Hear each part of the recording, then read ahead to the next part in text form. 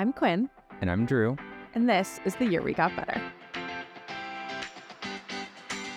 Welcome back to our podcast. For those who missed the first episodes, Quinn and I are on a 52-week journey to invest in our overall holistic wellness, and we are taking you along with us. We sure are. So last week, we took a closer look at why we're doing this. We kind of dived deeper into both of our mental health and wellness journeys. Yep. Today, we wanted to zero in on the first of the 8 dimensions, and that is physical wellness. Physical wellness. So, Drew, I wanted to kind of pass it over to you to kick us off. What does physical wellness or that dimension mean to you? For me, personally, I think it comes down to your overall body state of well-being. That can take on a variety of different factors. Exercise is one component of it that I think many people traditionally associate with physical well-being. Totally. But as we're going to talk about today, there are many different sub-dimensions, maybe we can call them, of physical wellness. So I'll save some of my reservations for a little bit later. But what does this mean to you? I definitely agree with what you said. I think that exercise is what people most commonly think of when they think of physical wellness, whether that's going to the gym, going for a run, playing a sport. But yeah, physical wellness overall, I think, is just about taking care of your body. And that means so many different things to different people. I think as with all of the dimensions, it's going to be really personal. When we talk about physical wellness, we're talking about your bodily wellness separate from, the wellness of your brain, for instance, I think. Yeah, sure. Let's go with that. Yeah. Well, maybe we can start first with, did you have any preconceived feelings about what this episode would be like for you? And what is your relationship been like feeling with the physical dimension of wellness, maybe recently and in the past? In the physical space, there's a lot of kind of noise just in life of what you're supposed to look like, the trendiest, best workout for 2025 and, how to get your bikini body. Don't even get me started on that. But all these kind of things, you see them in the checkout aisle at the grocery store, on magazines, you see them in the Victoria's Secret fashion show. You see them in your friend from high school who's had 4 kids and still looks amazing because she does high rocks. There's this constant feedback from people around us about what the physical dimension should look like. Yeah. For me, I have never really found that perfect balance of a physical dimension that feels good for me. Why do you think that is? I don't know if this analogy is going to make sense, but did you ever do a project in school and they show you an example of someone else's project and then you can't think of an original idea because you've already, you've already seen someone else do the project their way? That makes sense, yeah. I think that's kind of how I feel about the physical dimension is I almost don't know where to start for myself because I've seen other people's projects. Yeah. No, I think that's honestly, it's a great analogy. And I share those feelings in many ways, but I think our experiences and relationships with this dimension, there are commonalities. And then there are also, as you already mentioned, aspects of it that feel just innately personal. Totally. Where was your head at going into this episode? And how do you think about your relationship with the, in broad strokes, the physical dimension? At varying stages of my life, I've had different relationships with this dimension, some positive, some negative. Yeah. I'm excited about some of the things that both of us collectively are doing in this dimension. Couch to 5K. Our Couch to 5K, which for those who do not know what that is, it's actually a running program to be able to run a 5K. We'd had a friend ask that question about what was a Couch to 5K. But yeah, so I'm feeling pretty good about that. There are some other aspects that I'm feeling less good about, and I think maybe we can dive into those in a little bit more detail.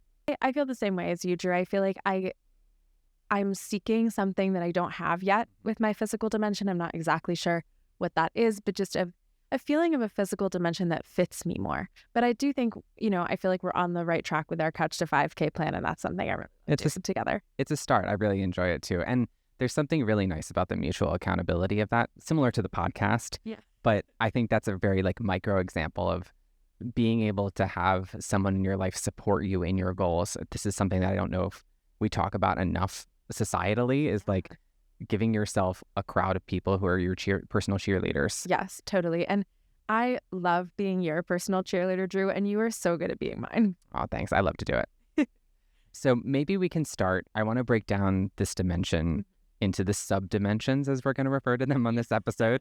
So exercise is the first one. Maybe we'll put movement as another way to phrase this one too. Yeah, I like. We have dieting or food, Mhm. presentation and grooming, sleep, and what we're calling medical health. There's probably a better term for that, but I think what we kind of plan to do and what we want to do is go through those 5 sub-dimensions within the physical dimension that Drew's just named and give you guys a little more insight into how we think of those things. And honestly, we would love to hear what you all think of these dimensions, these sub-dimensions as well, and kind of if there are any puzzle pieces in the physical dimension that we're missing that maybe you all have thought about. So why don't we start with exercise as our first sub-dimension? Exercise or movement. So Drew, how would you kind of like rate yourself in this dimension, this sub-dimension? At this moment? Yeah, at this moment. You know, I'm very much at the beginning of that journey. There have been other periods in my life where I've felt much more confident and competent in the cool things that my body is able to do. Yeah. Like traveling really far distances or hiking without becoming tired or lifting really heavy weight. Yeah. Right? I've been very impressed and grateful at other periods of my life. I don't feel that way right now. Yeah. I feel like I'm at the beginning of the journey. So I'm going to give myself a 6 out of 10 for the exercise and movement right now. For myself, would probably say a 4. And I'm not trying to be like so hard on myself, but I guess I have a similar thought process, you know, to yours, Drew, which is that like when I think back on previous times in my life, I feel like I'm not quite stacking it to that. It is really hard. And I've written about this, you know, on my Substack. It is really hard to restart something that you used to be good at. And running is a big one of that for me. I, in the past, you know, in college, ran like a bunch of half marathons, ran all the time with my friends. It was like social as well as physical. And, you know, this morning we went on a 16-minute long run and it felt like crap. It felt horrible. And my Achilles tendon is like tight. My calves are burning. I'm like sweating profusely inside my winter jacket because it's 40 degrees. And I just had this thought where I'm like, oh my gosh, I used to be like good at this. But I do think we're on the right track. And I'm excited to like raise that rating for myself. What I think is interesting about that personal rating is there's so much context loaded into it. Yes. The question was, how do you rate yourself right now?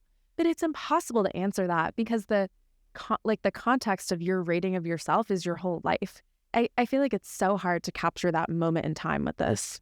And then there's another part of this that we haven't even discussed, which is other people's experiences and things that you've observed. Well, that's so true. Like, for example, if I was going to take into account, you know, every person ever's experience of exercise and movement, I feel like I would be rating myself like a 2. I mean, and I'm not trying to be self-deprecating. I'm just saying, you know, there are people who like run marathons and people who do Ironman, triathlon.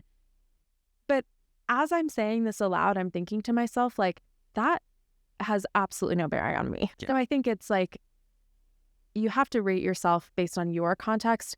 But I guess you also need to be forgiving to yourself and like give yourself grace and say, you know, my life is the context for my rating, but also I can zoom in even further on what I'm doing right now. Yeah. Right? Like the only person that it is ever worth like comparing yourself to really is yourself. And I really believe that more and more, I think, as I get older. And that's all that really matters, honestly. I feel like sometimes, I don't know about you, Drew, but I feel like sometimes I get into my head this kind of like gamification of it, right? Where I'm like, I just need to be better than the next person and I just need to do a little bit more and, you know, do, like climbing up the ladder, right? But I think that's kind of like a false construct that I've made for myself. Like it literally does not matter how I stack up to other people. It only matters me versus me. Right. I've said this before, but I'm going to make it my catchphrase of the show, which is like, the point of wellness is you being well. Yes. It's not about comparing yourself to other people. And I also don't think this negates wanting to better yourself or create a better version of yourself. That is okay. And I actually think that that is super healthy. The problem becomes when it becomes extreme and ultimately is harmful to your overall health. I completely agree. we've talked a lot about how we rate ourselves on this scale, but while we're kind of talking about the movement or exercise subcategory, what kind of stuff have you done in this category in the past? And you've talked a little bit about it. I've tried a lot of different things. Working kind of backward, we're doing our Couch to 5K right now. There have been phases where we've gone to the gym intermittently, and I've done cross training. We did group fitness classes that were in a cross training capacity. I was taking tennis lessons for a while and really enjoyed that. There were also periods where I was really into weightlifting, and that was before my time. It was before your time, but it was something that I really enjoyed at the time. And then, there was a long period where I didn't do anything, and by didn't do anything, I mean like outside of day-to-day activity or walking or movement, incidental. Yes. There have also been some periods where walking was my form of physical exercise. Which I also think is so valid, and I love walking. Yeah. It's hard when you kind of go through these seasons of interest in a particular activity to feel like you have something consistent. Totally. And to feel like you have something that fits you. And I think, again, I feel like I'm still looking for that thing. Like I'm trying on all these different types of exercise or movement. I've done cross training with Drew. I've done cross training type, group fitness classes on my own. I've done like in college, rowing, of course, running, body pump, like all kinds of different things. Kickboxing I did for a little while. Nothing has really stuck. Nothing feels super sticky. Running, I think, actually is something I really love and I would love to get back into. So maybe that is the thing. And I've just taken a bit of a break from it. But I do think that there are so many options, it can be hard to find the one that's right. I agree with that. What would you say that your current relationship is like with movement or exercise? I could talk about this for an hour, but I'll keep it short. I think my relationship with exercise has changed a lot over the years. I think that when I was, younger, like a teenager specifically, my sole reason for doing exercise was being thin. Like I was exercising with one goal in mind, and that was losing weight. And that's so messed up. Like that was not right for me at 12 or 13 or 14, 15, 16. That was not right for me at any of those times. I think as I've gotten older and had kind of a shift in perspective about what exercise can look like, I think that in college, I was exercising to be stronger. I wanted to be better at rowing, and that gave me a little more of a purpose with it, or rather a purpose that I think is like works for me, serves me better. I would really like to get in a place where I'm exercising just for like the joy of moving my body. And I think I get closer and closer to that with running. I love being outside. I love chatting with you, Drew, on our runs. So I think that is like going in the right direction of movement as a form of joy and like pleasure in moving my body. I love that phrase, movement as a form of joy. What about you? What's your relationship like with movement these days? In the past, I actually feel like I've gotten to the place of movement for the sake of joy. I'm jealous of you for that. It was not sustainable, but I do think that is ultimately the goal. And the periods where I've been able to find that are where it was it didn't feel like exercise. I don't know if this is totally accurate to say, but there are a lot of expectations on like physical form for women, right, in society. I think this is also very true of men, and it's not necessarily discussed as openly. I completely agree. I think that there is, and I think it's a good thing that there's a lot of discussion around the, societal pressures toward women's bodies. I definitely think that men have the same kind of pressure. And I felt that pressure in the past. Like I'm a slender person naturally. I was a very skinny, lanky kid. And I remember being like an early teenager being like, when am I going to fill out? When am I going to like have the muscles that I see these teenagers on TV having? Which, by the way, teenagers on TV are like 30. I'm just saying, watch Gossip Girl and you'll see. Or the movie Grease, which is insane. But no, but I think it's sad to look back and think about like how much time I spent being concerned about changing the appearance of my body for that being the only sake. And an extreme example of this, and we'll get to this in diet, but like extremely severely modifying my diet and like I would say overeating calories with the sole objective of gaining weight. Yeah. Which I was able to accomplish that goal temporarily. As soon as I stopped that practice of overeating, I went back to my like natural state that my body wanted to be at. Right. That kind of like recalibration. It just went to show me that like your body has a way of hard resetting. So like you can either fight against it or you can fight with it. Mhm. And as I get older and I have more experience with the movement aspect of wellness, you really have to go with it if you're going to try and keep moving forward. It doesn't make sense to fight against it. It's going to be a losing battle. That is so true. I think that it is amazing. You know, Drew, you said it about eating, like overeating to gain weight. I said it about over exercising to lose weight. And I also am a culprit, or not right now, but have been a culprit of under eating to lose weight. It's amazing how much of this physical dimension gets like superseded by our cultural ideas and pressures of what like your body and your weight should be.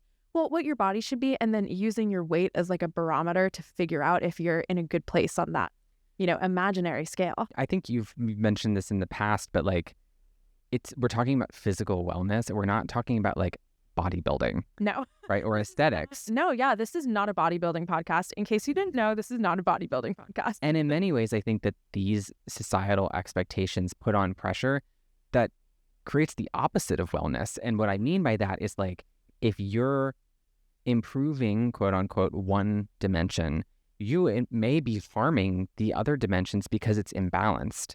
If you're spending so much time in the gym that you're neglecting like your sleep, or you're neglecting your work, or you're neglecting your social dimension, that is where the lack of sustainability starts to come into play. Totally. So I want to move us forward into the diet and food kind of subcategory here. Drew, how would you rate yourself in the diet/food? I'm going to just say food. I think diet has a bunch of like weird connotations. So in the food or nourishment category. I actually like nourishment as the way that we refer to this. I'm going to give myself also a 6 out of 10. Okay. I'm happy with some aspects of it. I also think that there are a lot of aspects where I know that I want to make different choices and have not set up a framework for myself to be able to be successful with that yet. You have to give yourself the foundation from which to succeed. It takes some planning. It totally does. It totally does. What about you? How would you rate yourself? I would say maybe a 5 out of 10. I think I've made a lot of progress in this area, you know, in the last maybe 5 years, just in terms of my mentality about food, dieting, nutrition, etc. But I also think that there are ways that I can be better, and some ways that I let my emotions kind of intermingle with my relationship with food. It's complicated. It's totally complicated. What have you tried in this subcategory so far? I'm like the wrong person to ask about this because I can go on for hours and hours about the different things I've tried. The thing is, I feel like everyone can. And I don't mean to, you know, undercut your experience, Drew, but I think that like you ask almost anyone and they can list off like a whole handful of different eating regimens and diets, etc., that they've tried. Yeah. I think starting off with my childhood, like I am a member of the generation that was raised on fat-free culture. Yeah. Right? So every snack food that I consumed when I was in elementary and middle school was the fat-free version of something that was basically junk food. Right. Fat-free Cheez-Its. Fat-free tasty cakes. Yeah, you know. Fat-free tasty cakes. That kills me. I actually don't even know if they were actually tasty cakes, but, you know, smart ones or whatever they were called. But yeah, you get fat-free, like packaged dessert snack. Yes, exactly. Just eat the damn thing. Fat-free individual novelty ice cream, like Skinny Cow. I remember eating Skinny Cow. I remember eating Skinny Cow as a kid. Yes, I also ate Skinny Cow as a kid, which is totally weird because it's kind of like a diet food, right? Yeah. Like we were children. Why were we eating diet ice cream? Well, some of it I think comes down to like your parents are shopping for themselves. There's only so much to go around. Like you're like, I'm going to make the same choice for my family that I make for myself. That's a good point. I just think when you look back on it, you're like, oh my gosh, no wonder my ideas around food and nutrition are so like weird and confusing. I was raised in this space where, you know, fat-free is king. And this is not the podcast for it, but I'm sure there is a podcast out there with a whole episode on why the fat-free epidemic was like a crazy, not really well-researched or backed up nutritional fad. Yes. Totally other topic. Yeah. But you know, I love a tangent.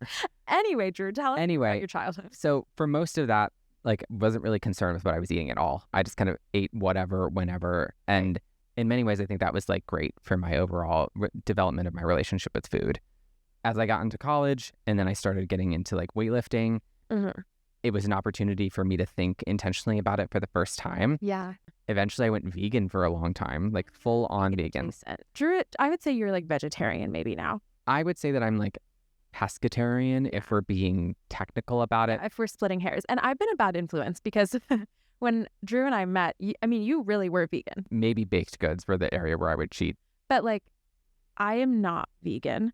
I don't eat red meat, but I really love cheese and ice cream. So unfortunately, veganism is just not an option for me. Well, one of the things I want to say about this is that I think that there is like a one size fits no one accuracy when it comes to dieting or like specific diets. There was a period of my life where I felt fantastic eating vegan and identifying as vegan, which is weird that there's even like a societal name for it. Eventually it got to a place where I felt like I was not able to like have the experiences that I wanted to have. And there's nothing wrong with like a vegan diet, like if it's working for you. But I found myself like I had the chance to go to Paris and looking at the pastry case, I'm like, I want a croissant with butter in it. Yeah. I don't want a vegan croissant. And there's nothing wrong if you want the vegan croissant. But in that moment, I just decided that it was more important for me to have the authentic experience of getting like an official croissant. I think that that's, first of all, so well said. The idea that, one size fits no one. Like, it's not serving anyone necessarily to be so like boxed in by the labels. But also that it's fine. Like all of these diets and stuff we're referencing, like that's fine if that's working for you. I think to talk about food and nutrition is, again, such a personal thing that it's like, I can only attest to my personal experience. Yeah. Thinking about my relationship with food, I think has definitely been fraught over the course of my lifetime. We talked about this a little bit on the last episode in terms of our relationship with like wellness in general, but I definitely grew up in a house where my parents were very health conscious. We also had kind of like, well, I personally grew up eating like broccoli with Kraft American cheese slices, which is lit, by the way. I would eat that right now. I actually had a very similar experience. Apparently that was the only way that I would eat broccoli as a child, was like with cheese sauce on top of it. Should we like bake that for dinner tonight? We could. Okay. Okay, back on track. My relationship with food. Over the years, I've, tried to track calories, tried to do Atkins, South Beach smoothie diet, this, that, and the other thing. It has never stuck. And I think that is like the summation of my food journey. All of these things that I've tried like do not stick and are not sustainable for me. So I think the place, that I want to be in and that I hope to get to through this project is a place that feels like accepting, accepting of myself and also accepting of the emotions that I feel around food. And I touched on this a little bit, about the emotional aspect of food. I think that I'm someone who like, if I'm stressed, I'm like, oh, I'm going to like bake a dessert, Mm-hmm. Or if I'm like overwhelmed, I'm like, oh, I'm going to just like have a snack. Like I will eat if I'm bored or sad or anxious or frustrated, And I think like, would it be good for me to break that habit and untangle my emotions from my food? Probably yes. But I also think that it is only doing harm to shame myself for those things and make myself feel bad. Like that's only perpetuating this problem. Yeah. My goal for myself as we look at the 8 dimensions of wellness and think about this physical dimension is I want to be in a place where, at this point, I'm pretty educated about nutrition and what my body needs. Mm-hmm. I can do a better job putting that into action. But no matter what I do, I don't need to shame myself about what I'm eating. No, absolutely not. I think it's really sad the self-talk that often can come up around food. Yeah. And the shame that can come up around the choices that you're making, not you specifically, but anyone that you're making around the decisions that you make. And there can be like regret and then shame and then like overcorrection. It's like the binge cycle. Mm-hmm. It's sad when you kind of observe that in yourself and others. I share that hope with myself, is just trying to find a way that feels like I'm kind of fueling myself rather than trying to accomplish changing my body. I would like to be able to empower my body to do cool things and live a long, happy life. Drew, I could not have said that more perfectly. Like, I take back what I said. I want to do what Drew just said, which is not eating to change my body, or like not eating with that mentality, but eating to allow my body to do amazing things. That's really cool. That's what I'm like taking with me from this conversation. I think that's going to stick. Oh, thanks. You inspire me, baby. So the next one is like a little bit of a shift, but we should talk about presentation and grooming. Totally. How are you going to rate yourself? How are you looking these days?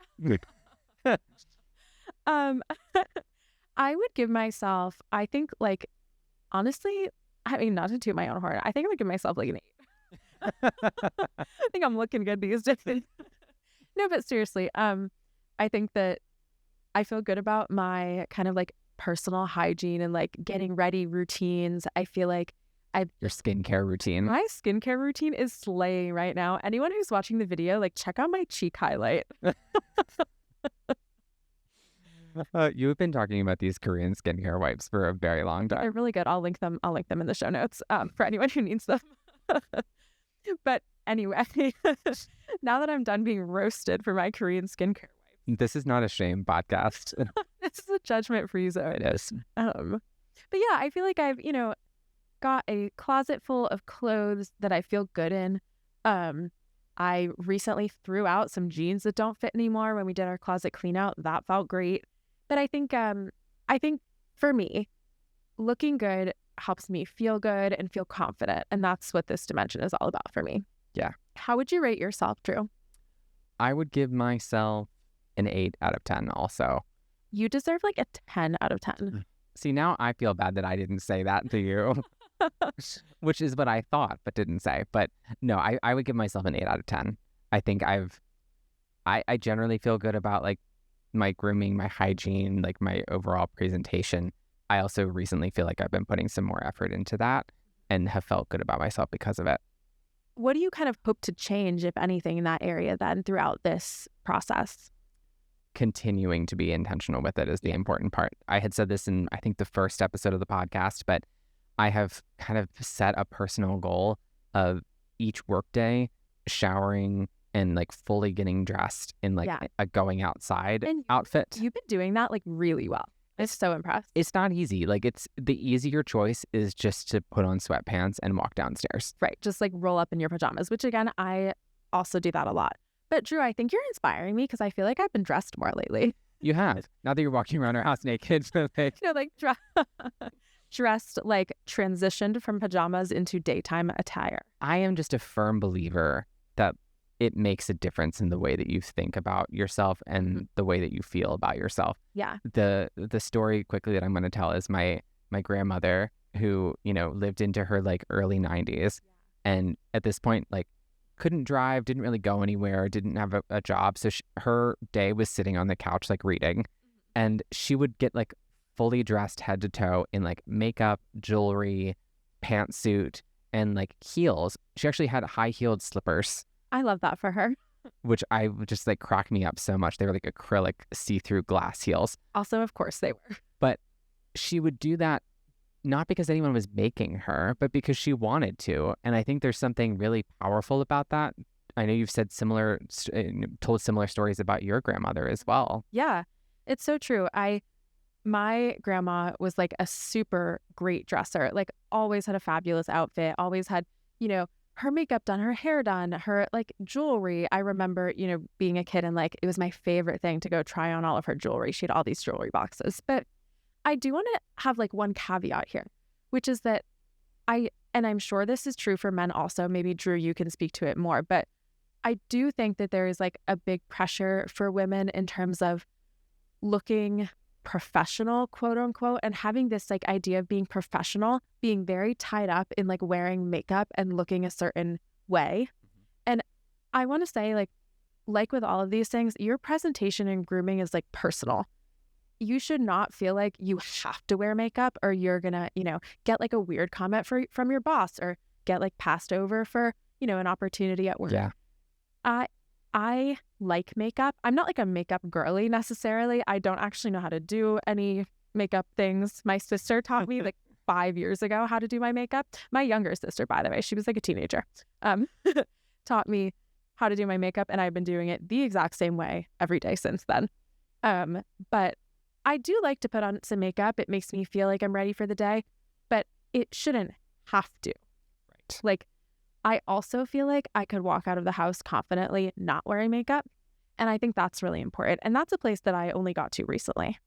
I do think that's a really important distinction.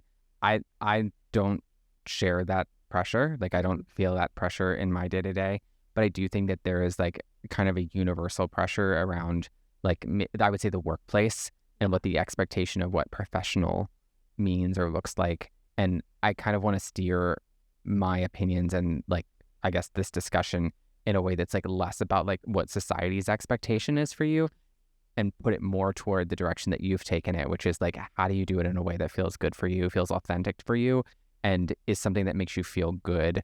And how can you be intentional with this subdimension to improve your overall state of wellness? It doesn't need to be like you versus the world. I think the best way to feel really good about this dimension is to think about it in the context of just you. Yeah. And like, I think a smaller example of this would be like washing your clothes, right? Yeah. Like it can get to hygiene as opposed to just like what you're wearing. It's like, how are you presenting yourself from a hygiene perspective? Totally. Let's go on and talk about sleep, which is such an important part of your physical well-being. I want to start. I wish I had the copy of the book. We'll link to it. But there's a fantastic nonfiction book. I believe it's called Why We Sleep. It is called Why We Sleep. I gave it to my dad last Christmas because Drew talks about this book every single day of his life. I read it during COVID, loved it so much. Cover to cover, there's so many fantastic insights from a sleep researcher about the importance of sleep and the effect that it has on cognitive development, the effect that it has on like growing minds who are trying to like learn things in school, a lot of helpful tips as well. But that book like really hit me over the head with the idea that sleep is way more important than we like to think. Totally. I think it's like, it feels like such a passive activity that you don't put as much stake in it, but you should, guys, you should. And you should read this book. Yes. And more than just reading the book, you should be taking your sleep seriously. Totally. If you're not sleeping, you are depriving your other dimensions of wellness from being improved. 100%. What would you rate yourself when it comes to sleep right now? I would honestly give myself a 9. Yeah, Drew is really good about getting his, 8 hours. I honestly think you sleep more than 8 hours per night. Also, you nap. Yes, and okay, so... And I make fun of you for it, but like, I respect it. I forget what the exact term in the book was, but there's a concept of like reserving your tiredness during the day so you have a really good night's sleep. I succumb to my tiredness all the time. But I try to get, I also think that I need more than 8 hours. And one of the things they talk about in the book is that everyone's sleep needs are different. And there genuinely are people who can function on like 5 or 6 hours. Also, I think one of the points is that like, as you get older, you may need less sleep. That is true. Because you're not like regenerating cells as fast, I think. Something like that. We're not scientists, as you can tell. But yeah, I would give myself a 9 out of 10. I also think I try to have like good like digital hygiene in like my like sleeping area. I don't like to have a phone. Like, I try to keep it like 30 minutes before not looking at screens. That's like a huge at me. It is. Because I have horrible digital hygiene when it comes to sleep. Like in general, in the sleep category, I would probably give myself like a 7. I do think that ultimately I get enough sleep because we go to bed pretty early. Yeah. I don't know. I used to be a morning person. Now I like to sleep. But I do think I get enough sleep. I absolutely am on my phone at inappropriate times, such as when I'm trying to go to bed. I like will lull myself to sleep by doing a crossword or doing a Sudoku. Mm-hmm. And that is not healthy, and I recognize it. And maybe that's something that I can change throughout these 52 weeks, because I do think that's important. It's something that I've been neglecting a little bit. And I have learned through the early stages of our marriage that I cannot force you to make that choice. You have to make the choice on your own. That's so true. And Drew knows what's good for him because he wants to stay married to me and not get in a fight with me every night about turning off the Sudoku. So have you tried anything with sleep? Like, have you ever experimented with your sleep? Honestly, I think that like as I've gotten older, I've just been more dedicated to getting my actual amount of sleep. Mm-hmm. Something I really want to try that I think would be cool is those like kind of alarm clocks that like wake you up with light slowly. So it kind of is more in tune with your circadian rhythm, which I think is very cool. Yeah. Especially in daylight savings. Well, actually, that is probably less relevant because the sun rises earlier. Disregard. This is bad advice. We're not scientists. No, daylight savings I actually find really confusing. This could be another good tangent for me, but I'm going to stop myself. What about you? Is there anything that you've tried or like that you want to try to improve your sleep? I think most of it has been like preparation for sleep. Like at certain periods, I've tried like eating less before I go to like a few hours before I go to sleep, or like staying away from screens, like reading before bed. I don't know like all of the scientific research obviously around these things, but I do think like I have a curiosity for it. Yeah. What are you hoping to get out of this subdimension during this journey? Well, I think mainly, I'd be interested to try some more like sleep related fixes. But I really do think probably I need to work on my digital hygiene, which I think is like a good way to put that around sleep. What about you? I want to not feel tired. I think this relates to some of the other subdimensions of physical wellness, but I want to make sure that I'm like giving sleep the time that it deserves, and then also like getting enough so I can kind of get through my life and feel energized and ready to go. I love that. Well, let's talk about the fifth of our 5 subdimensions, and that is the vaguely named medical health. I feel like this is such a loaded one for you right now. Oh my gosh. Yeah. So I guess what's your rating? And I'm going to go out of order here, but what also is your current relationship with it? I would rate myself like, I don't know, like a 3 out of 10 in terms of my medical health.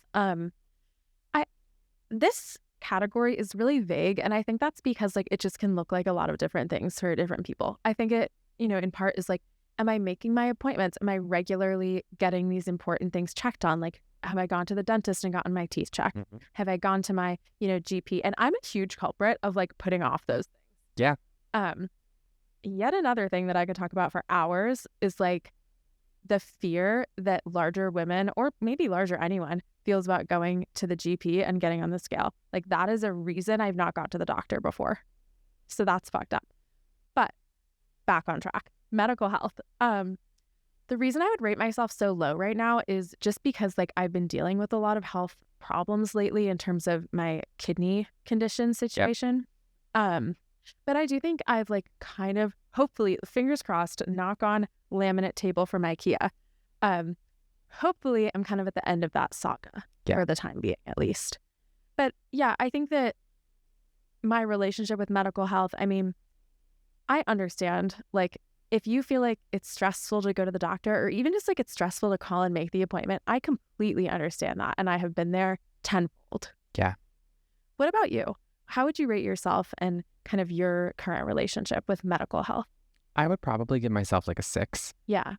Mostly because I think I continue to procrastinate on medical health related tasks, unfortunately.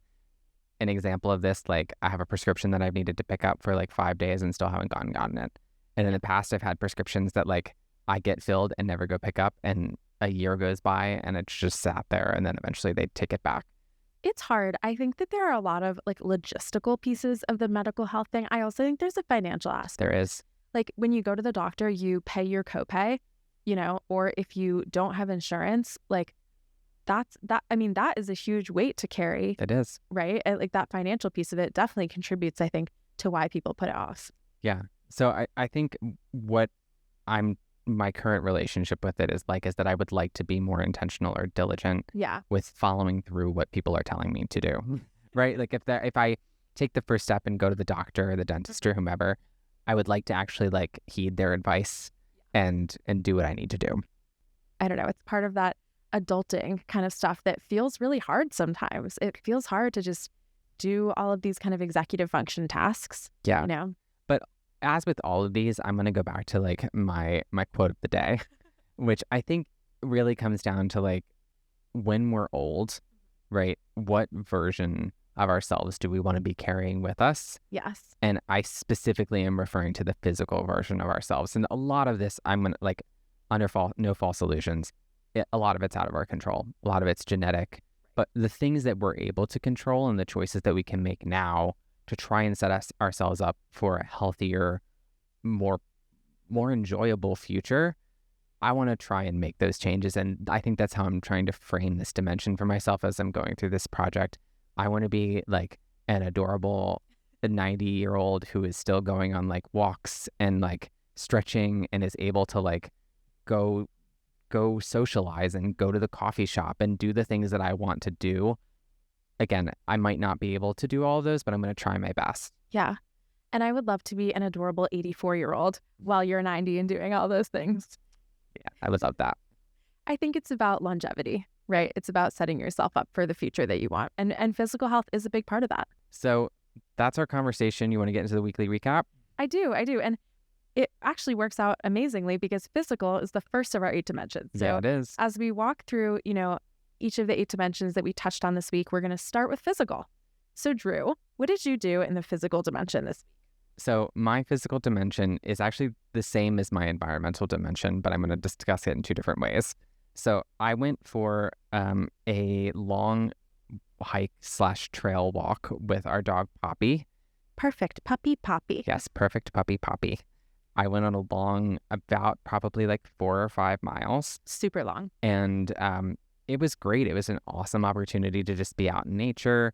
It was fun to do it with her, which was a challenge because she's a puppy and very distractible, but I really enjoyed just kind of getting outside, and the weather has been great over the weekend and it was really nice fall vibes. That's amazing. What about you? My physical thing was a little bit like, well, it was sort of a fail, but also not a fail. We're continuing with the Couch to 5K, our training plan, but also I was trying to get 10,000 steps per day each day of this week, which I did not accomplish. But I do think I was like more intentional about it than I otherwise would have been, like probably walked more than I would have. Yeah. So I kind of still think that's a win. I'll take that as a win. Yeah. You should celebrate that. Thank you. I also worked out while I was away this weekend. I was out of town for a family baby shower. Yes. I exercised in the hotel, which usually when I'm on like a vacation or a trip, I'm like, don't have workout clothes, don't have motivation to do it. Just like it's hard. All pretense. It's really hard. It is hard, but it made me feel so good to start the day with some movement. So I think that kind of like hits on that, movement for the sake of joy. Yeah. Love that. Our next dimension is emotional. What did you do for that, Drew? This is where I'm going to be honest. I fell short in this one and didn't get to fill my emotional cup this week. That's okay. That happens. I know. I feel really guilty about it, but I'm trying to just like tell myself that it's okay and try and set myself up for success this week. Ultimately, I think it came down to just like poor planning on my part. And honestly, this week I felt like in general, I had a very busy week at work, especially into the evenings. I had like social things that I had to do. And I felt like I wasn't even really thinking about this until Thursday or Friday of this week, and I ran out of time. So that's so fair. I also think that, we're imposing this like weekly structure. Yeah. So as long as you're feeling like your emotional cup is getting what it needs, yes, like the question of did you do it this week is not as relevant as like, are you feeling like your emotional cup is getting what it needs? Makes me feel a little better. Thanks. What about you? I also, to be honest, slacked a little bit in this one, but I kind of made a rebound because I had a long drive by myself to the baby shower this weekend. So I put on a podcast and I checked out this podcast called Maintenance Phase, and it was recommended to me by an old friend. And I really loved it. And it's kind of unpacking the like wellness industrial complex and just breaking down some like diet culture and like weird exercise social things. I found it super interesting. I listened to an episode. It was about the book. I think it came out in 2006. I should have written this down, but you may have heard of it. It's called French Women Don't Get Fat. Kind of a classic diet book. But anyway, the hosts really like dove into unpacking why this book was like crazy and like pretty much not at all researched. I mean, the author like literally admitted she didn't do any research for it. It was just vibes based. Great. Yeah. But how it kind of like gave this advice for what essentially amounted to like how to have an eating disorder, and how these books are so common in the like early 2000s. Yeah. And I think it put me in a really good headspace going into the weekend, because I was like, yeah, like I'm going to be at this event where there's going to be all kinds of delicious food, and I'm not going to get in my head about like what I should or shouldn't be eating. I love that for you. Thank you. So our next is social. I feel like you've alluded to this a little bit, but what did you do this week? Baby shower. It was celebrating Drew's cousin, so we're really excited for her. They're having a baby. So that was super fun, and I went out of town to do that. I also had a bunch of like social stuff during the week. I talked to one of my friends from college on the phone for like literally hours. On Thursday, I talked to one of my friends from childhood also for literally hours on the phone on Tuesday. And then on Wednesday, I went out to dinner with a friend locally. And all of those things individually were like awesome. But honestly, by Sunday, I was like, oh my God, I'm like so tired and exhausted from being social. So I think I loved doing all of those things, but I definitely think next week I want to like scale back a little What did you title your Substack? bit. My Substack is titled The Cup Overfloweth because I feel like my social cup was so good, but it was just too much. Yeah. It was just too much. That's hard as an introvert. It really is. What about you? I had like a great phone call during the week with one of my good friends, and it was just a great opportunity to like, I don't get to see him very often. It was a great opportunity to catch up and really filled up my social cup. That's amazing. What about the intellectual dimension? I am stealing this from you a little bit because we had a similar aspect of this. We both read the same book this week. In full transparency, I am almost done this book. I have not finished. Don't spoil it for me before we post it. My goal is to finish it this week. But it is called Wild Dark Shore. It's by Charlotte McConaughey. Is that how you say? I don't know. Charlotte McConaughey? McConaughey. Charlotte, please tell us how to pronounce your name. It is an awesome kind of thriller, suspense, maybe is another way to describe it. There's like some romantic tension in there, just like a good page turner, or in my case, like a good audiobook listen. Yeah. Particularly because there were like different actors. The chapters It's like a good audio. Yes, it's a great audiobook. The chapters are read by different actors because they're from different perspectives, so you really start to get immersed in it. Cool. I believe this was on Reese Witherspoon's book reading list, right? I think it was, yeah. Yes, but you received this as a part of Book of the Month, which is what gave me the idea to start it. Yeah, so I got that as part of Book of the Month, and that was also part of my intellectual dimension. I also read Wild Dark Shore this week, and I read a second book, which is You Should Be So Lucky. It's by Kat Sebastian. It is a queer romance. It's so freaking good. I read one of her other books like a couple months ago, and this one was recommended to me by some friends of ours.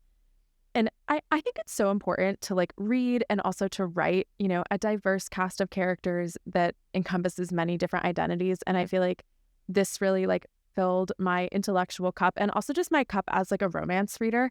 I thought this book was fantastic. Yeah, that's great. What about the creative dimension? I'm excited about this one. I also didn't fully finish this. I feel like this was a week of like not finishing things. You're actually so close to. I'm so close. So I've taken up a random hobby in cross stitch. I think it's a great hobby for you. I made a little nutcracker. I bought myself like these, they have these little kits where they give you everything that you need. So I'm very proud of this little project. He still needs to have eyes put on. I don't know how to do a French knot, but if anyone does, please leave a comment. I need help. But yeah, that was my creative dimension.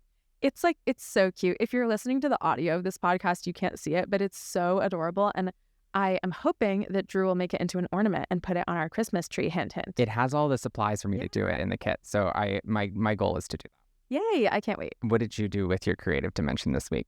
My creative dimension kind of like crossed also into my emotional dimension because I've been focusing a lot on affirmations and self-talk.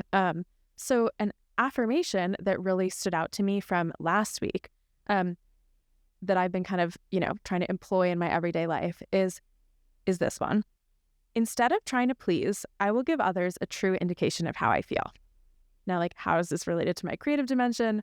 I used this affirmation and I made it into a little like mini collage, which I framed and put in our bathroom so that whenever I'm, you know, like looking in the mirror, getting ready for the day, I can embrace this emotional, you know, aspect that I've made into something creative that was like really fun. I also love that I get like a tangential benefit of this every time I use the restroom. Like I get to see it too. So true. Yeah, and that little like snowman marshmallow is really funny. I have like a store of all these things I cut out from magazines for collaging. So I didn't really feel like cutting more stuff. I just used some stuff I already had. Yeah. And it turned out really cute. Like, honestly, I think it did. You did a great job with it. What about the financial dimension? as you know, I'm addicted to reading Financial Feminist. Financial feminist. I forgot to bring it down with me to hold up. But I'm really loving that book. I finished chapter 2 of the book and did the journal prompt homework this week. Okay. Part of the homework was also creating what Tori Dunlap, the author, calls a money diary. Mhm. And basically it's like a spreadsheet, or if you're not a spreadsheet girl, like however you want to do it, where you write down all of your purchases, like what you bought, what you spent, why you bought it, and then how it made you feel. Yeah. And the idea is that I'm going to do this for a month, and I'm going to be able to look back with more of like an anthropological eye. Not like, again, it's a judgment-free zone. Yeah. Just to kind of get a better sense of what I'm buying, what I'm spending my money on, but also like why I'm making these purchases and then how they make me feel in the long run. Yeah. And I hope that I'll kind of be able to whittle down like what actually makes me happy that I'm buying versus like, oh, I didn't plan ahead, so I had to buy like a snack, which, it happens, but Yeah. How can I be more intentional with my spending so that I'm spending money on the things I really care about and not like random crap because I'm on Instagram. You also have a great example of that on your Substack, what it looks like. Yeah, I do. So if you haven't read my Substack, you should totally check it out. What about you? What did you do in your So I don't know the exact name of the episode that I listened to, but I listened to a great episode of the Mel Robbins podcast where she had a financial planner come on and talk about like fear and the relationship that many people have with money related to fear. That sounds so interesting. It was very interesting. It kind of unpacks like why do we have a relationship with fear? And one of my favorite quotes, I'm paraphrasing, is like, if you don't have fear with money, you're basically a psychopath. Like, right? Like it's a completely natural reaction to have some type of fear because money is a finite, scarce resource. It's what you do with that fear that ultimately is going to determine like your financial health and success. Yeah. And I'm not a financial expert. I'm not going to go into like a whole explanation of it, but I found it to be a really interesting conversation. I would love to listen to that. So. Yeah, well, we can link to it. Yeah, we'll definitely find all of the podcasts and stuff that we have listened to and stuff we've read. We'll link to it all. So what about your occupational? As you know, I love to focus on my dream job rather than my day job. So this week I allocated some time to working on my novel. Yes. My second novel. I'm so happy that you did this. My first novel is like seeking representation, so if you know anybody. But I'm working on my next novel, and it is hard to find time to do, your kind of like passion project when you have, I do work. I don't work 9 to 5, but I do work, like 40 hours a week. Yep. So I think it can be really hard working 40 hours a week. I also want to spend time with my friends, spend time with my husband, spend time with our dog, like relax, work out, make dinner. You have to like feed yourself every day as an adult. It's so annoying.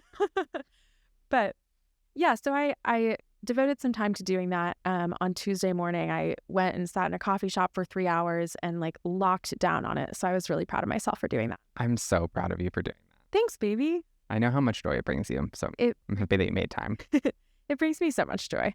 What about you in the occupational dimension? Mine is way less like creatively satisfying. I updated my LinkedIn, mainly just because like I've been in a role for the past year that I haven't even reflected on my LinkedIn. So I like came up with a description for that, kind of like redid my bio and my headline and just like some general housekeeping. I love that. I think it's just goes to show that even something that's like a smaller thing is really important, and those things add up over time. Yeah, absolutely. I'm going to take the small win. What about your environmental dimension? So my environmental goes back to my hike with Poppy. But I think my interpretation of environmental this week was putting myself in a space that was going to feel restorative. I love that. So rather than spending time in the house on the weekend, like you were away this weekend, so I was solo, just hanging out, bachelor life. Not bachelor. Right. So I was just hanging out in the house, and I'm like, rather than being inside, like this is a great opportunity for me to get outdoors and just kind of like connect. And also after reading The Anxious Generation, it like motivated me to be like, how much time do I really spend outside? So it was a cool opportunity for me to do that, like see some pretty foliage, like walk by some streams. Like it was great. Next time I want to come with you. Yes, please do. And also like your comfort level with going outside and outdoor activities doesn't have to be camping. That was something that it took me a while to figure out. I think we're on the same page about this. We're not campers. No. But you can still enjoy being outside and not have to sleep in a tent. I say the word hike very gently. Like it's a paved trail through trees. Yeah, it's a nature walk, but Yeah. so what? It's still being outside and enjoying the environment. I enjoyed it. What about you? One of my pet peeves is that I can never tell apart, and this is really random, the dish soap and the hand soap next to our sink. It's not just you. It's everyone. Every time people come to our house, they're like, which one is the dish soap? Because I put them into these cute, like, aesthetic containers. But anyway, no one knows which soap is which. I pulled out my Cricut, printed a D for dish and an H for hand, and put them on the containers, and now I know. Also, I'm always looking for excuses to use my Cricut, which I bought for our wedding planning and has unfortunately been less used now that we're married. But that was my environmental thing. It's a small thing, but it makes my like day-to-day life easier. Yeah, it's great. Yeah. So how did you feel about this week? This week was hard for me. Yeah. I wish that I could have been more successful in completing some of my goals for the week. This is a hard moment for me to be like, it's not about the goal of like trying to complete like X task. It's about filling up your cup. And being intentional. Like even if you don't complete that thing, you were still intentionally dedicated time. Yes. So I intentionally dedicated time to listening to the audiobook, to doing the cross stitch. Like I missed my emotional goal this week of doing that. But to your point, it wasn't like I was neglecting, like that was not like a half full dimension for me. I was meeting my needs. Right, exactly. And you've said this before, Drew, like each cup doesn't have to be equally full at all times, as long as you're getting what you need. Yeah, totally. What about you? How did you feel about the week? This week was pretty good for me. Like I said, I went overboard with the social dimension, like need to scale it back and just remember that I am an introvert. But overall, I'm feeling good about it. I think that, you know, I definitely am starting to have to look a little deeper for some of these dimensions. I've like used up my initial brainstorming, you know, from week 1. So now like going into week 4, I'm definitely going to have to continue to add to that intentionality. But I'm really enjoying this project and I'm psyched about the next, 49 weeks. 49 weeks. We're 3 weeks in at this point. I did some little maths earlier and we are about 5.7% of the way through the year. Do we feel better? Do you feel 5% better? I don't feel worse. I definitely don't feel worse. So if you haven't already, please give us a subscribe, a comment, a rate, a like, a follow on Instagram, TikTok, YouTube, Spotify, Apple Music, like iHeartRadio, anywhere where you listen to podcasts or social media platforms that you're on. We'd really appreciate it. Yeah, all of the things. You can listen to us anywhere. Well, we will see you next week for week 4. Can't wait.